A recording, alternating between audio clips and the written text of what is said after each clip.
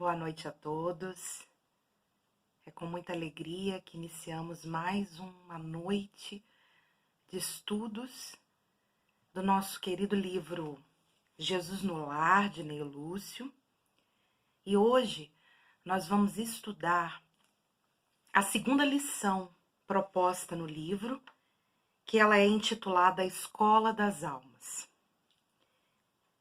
Eu vou ler inicialmente para que a gente possa entender o contexto e depois a gente faz então as considerações importantes, tira os pontos mais relevantes do texto. A Escola das Almas. Congregados em torno do Cristo, os domésticos de Simão ouviram a voz suave e persuasiva do Mestre, comentando os sagrados textos. Quando a palavra divina terminou a formosa preleção, a sogra de Simão Pedro indagou inquieta: Senhor, afinal de contas, que vem a ser a nossa vida no lar? Contemplou-a ele significativamente, demonstrando a expectativa de mais amplos esclarecimentos, e a matrona acrescentou: Iniciamos a tarefa entre flores para encontrarmos depois pesada colheita de espinhos. No começo, é a promessa de paz e compreensão. Entretanto, logo após surgem pedras e dissabores. Reparando que a senhora Galileia se sensibilizara até as lágrimas, deu-se pressa a Jesus em responder. O lar é a escola das almas, o templo onde a sabedoria divina nos habilita, pouco a pouco, ao grande entendimento da humanidade. E sorrindo, perguntou: Que fazes inicialmente as lentilhas antes de servi-las à refeição? A interpelada respondeu, titubeante: Naturalmente, Senhor, cabe-me levá-las ao fogo para que se façam suficientemente cozidas. Depois, devo temperá-las, tornando-as agradáveis ao sabor.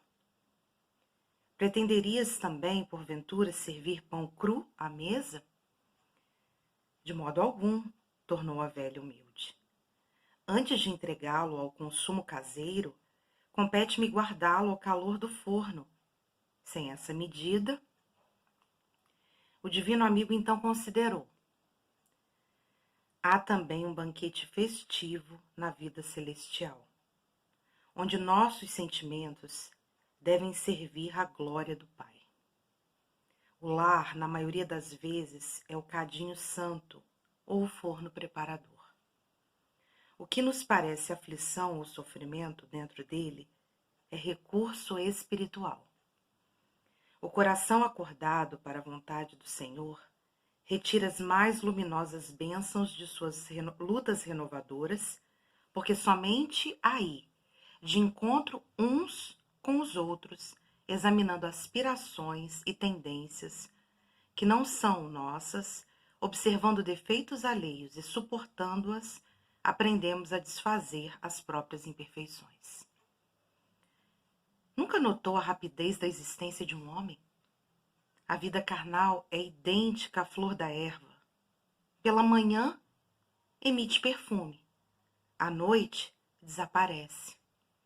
O lar é um curso ligeiro para a fraternidade que desfrutaremos na vida eterna.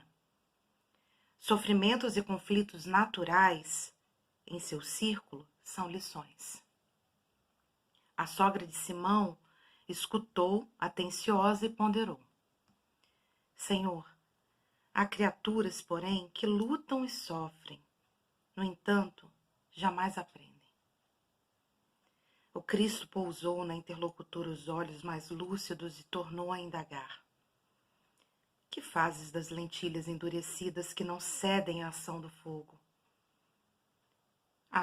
Sem dúvida, atiro-as ao monturo, porque feririam a boca do comensal descuidado e confiante.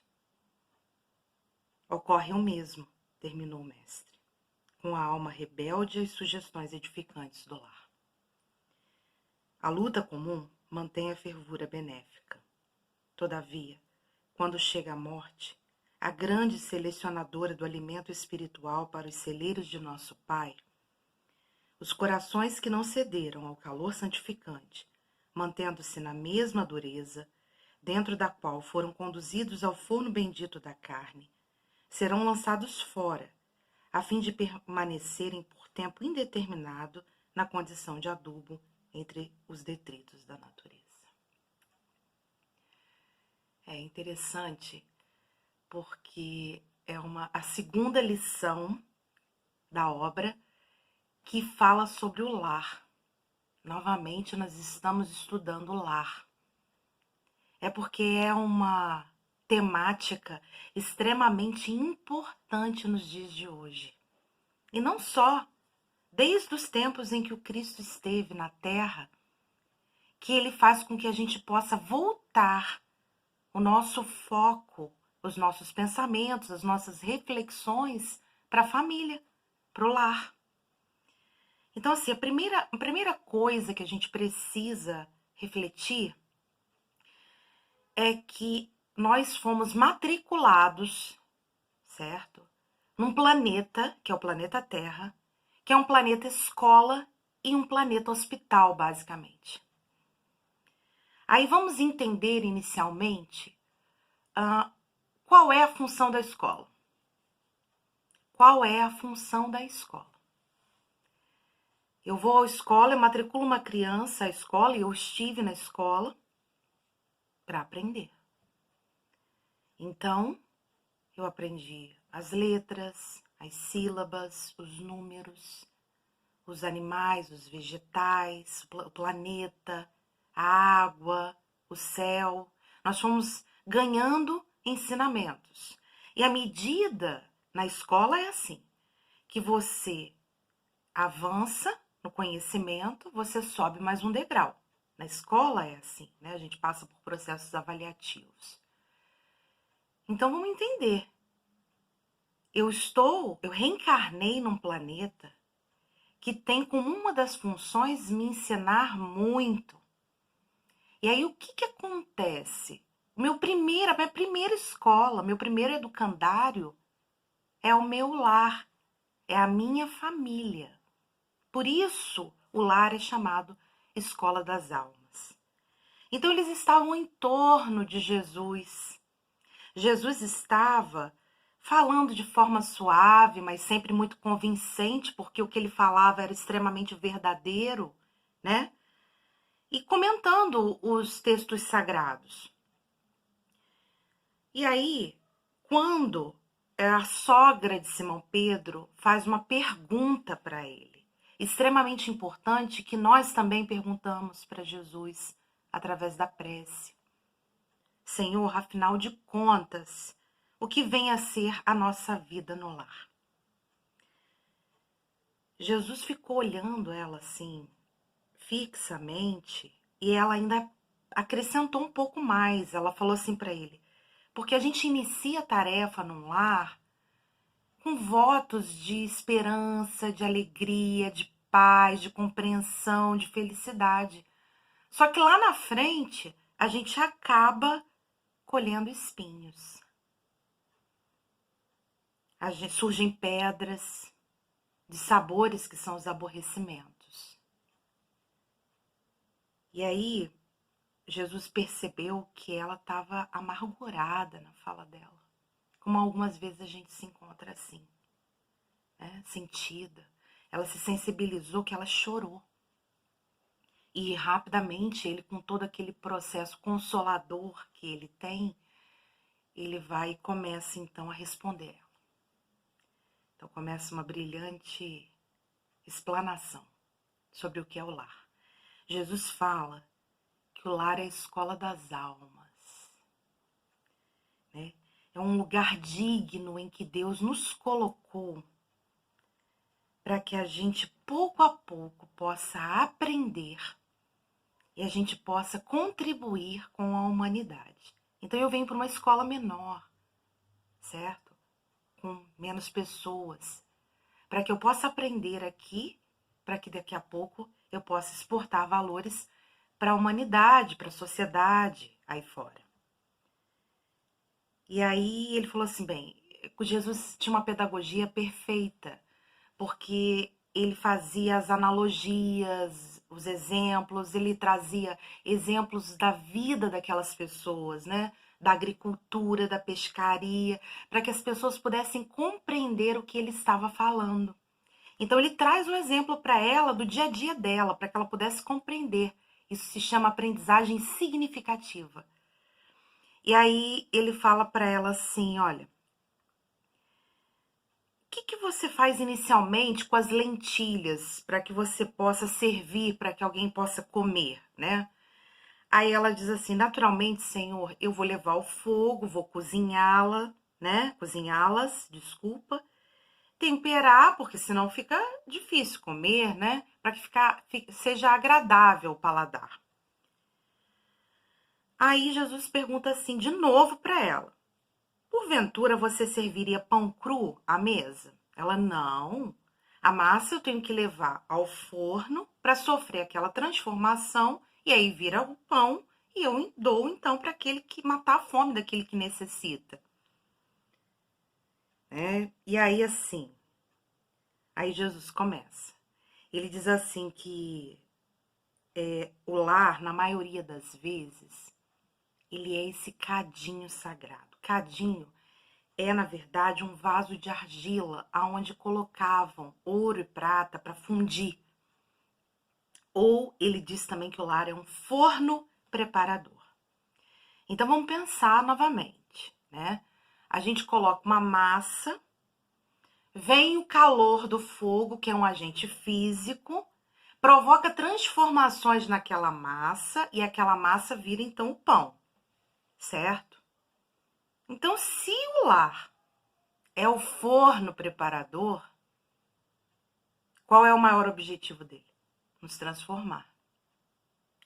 Então, na verdade, o que parece para nós aflições, sofrimentos, dificuldades, desafios, seja o nome que a gente queira dar, né? É recurso espiritual. Então, quando a gente pensa assim, a doença que vem, um parente próximo, dentro da mesma casa, a falta do emprego, né? A dificuldade financeira, são várias as provações, né? Um parente difícil, um pai, uma mãe, ou alguém, um irmão difícil, que você tem que ter muito jeito, muita caridade moral, muita tolerância para lidar com essa pessoa. E multiplicam-se as dificuldades, os desafios. Uma coisa é certa aqui na Terra. Como a escola, quando eu aprendo a lição que um desafio, uma dificuldade vem me trazer, virão outros desafios, outros problemas, outras dificuldades um pouquinho mais, que exigem um pouquinho mais da nossa inteligência e da nossa espiritualidade, para que a gente possa novamente aprender. E isso vai ser por toda essa reencarnação. Por toda. Então, assim, que a gente esqueça aquela ideia de que ser feliz é ausência de problemas, porque não é. A gente precisa ampliar a nossa visão. E ao ampliar a nossa visão, a gente consegue enxergar que as experiências difíceis, conflituosas, as aflições, elas vêm para nos ensinar. Dessa forma, quando eu passo por uma situação difícil, a primeira coisa que eu preciso perguntar para mim mesma, o que essa situação está me ensinando? O que eu estou aprendendo com ela? Por que eu estou passando por isso? Quais são as lições, os aprendizados que isso tudo está trazendo para mim? E aqui fala, né, que o coração acordado à vontade de Jesus. O que é o coração acordado à vontade de Jesus? É aquele coração que já quer seguir Jesus, que entende que ele é o nosso irmão maior, que ele é o governador do planeta Terra, que os ensinamentos dele são libertadores, que a verdade que ele traz realmente liberta, que traz, quando a gente nos transforma, a gente se autoilumina, quer dizer, a gente tem felicidade verdadeira, a gente tem plenitude, bem-estar. E, na verdade, é para isso que nós estamos aqui na Terra, para que a gente possa despertar para seguir o Mestre e os princípios espíritas.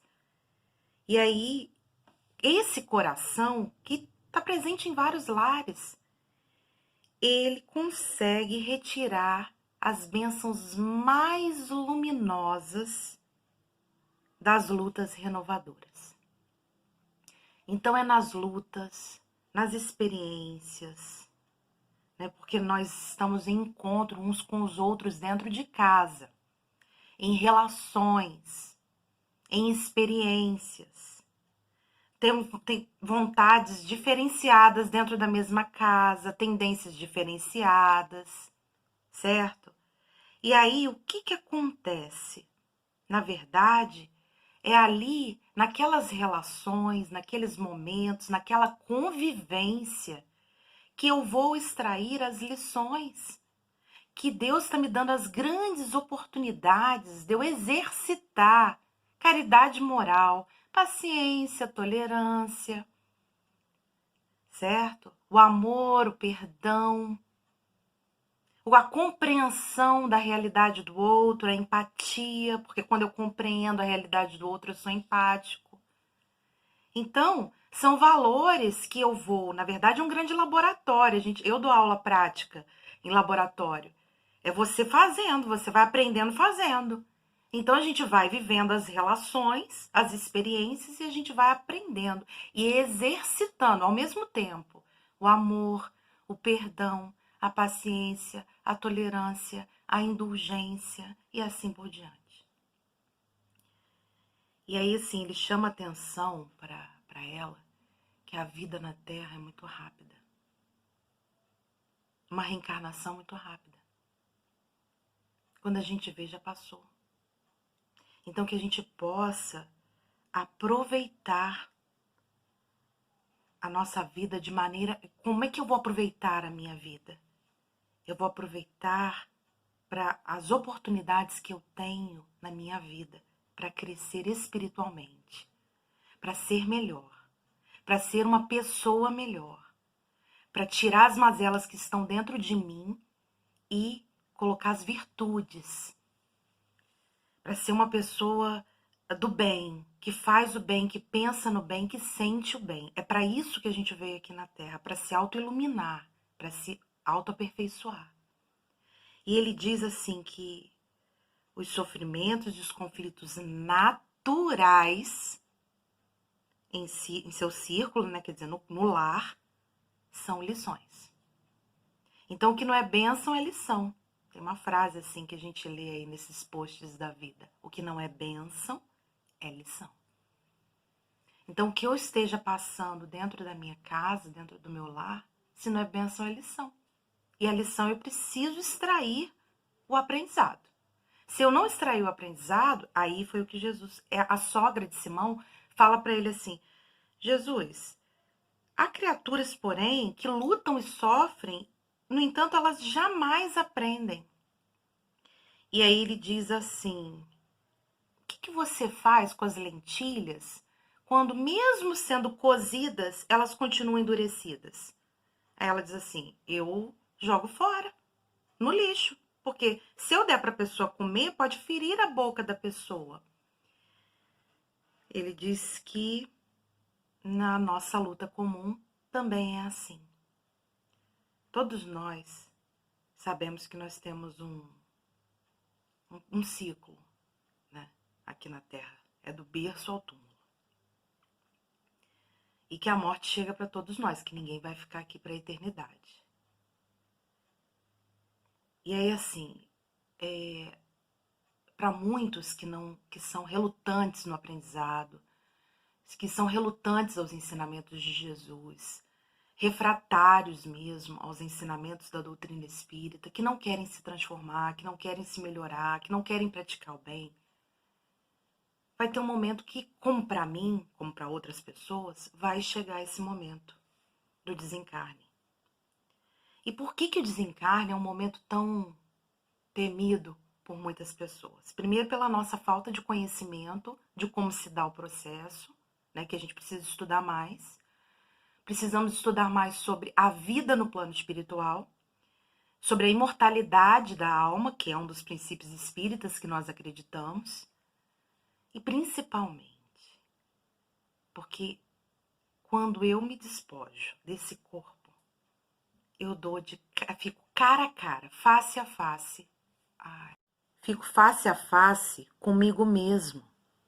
Dou de encontro com a minha consciência. Eu não tenho como fugir de mim, nem de arrumar subterfúgios de, eu tenho isso para fazer, eu tenho aquilo. Depois que eu desencarno, sou eu comigo mesmo, a minha consciência e Deus. Então, que a gente possa, na verdade, né, aproveitar essas oportunidades que nós estamos tendo nessa reencarnação, principalmente dentro do lar, dessas experiências que Deus está nos dando a oportunidade de vivenciar nessas relações, para que a gente possa, no aprendizado ali, né, no aprender a fazer propriamente dito, no aprendizado de cada dia, a gente evoluir, a gente estar em comunhão com Deus através do que eu sinto, eu penso, eu falo e eu faço, certo? E aí, assim, a gente buscar, né?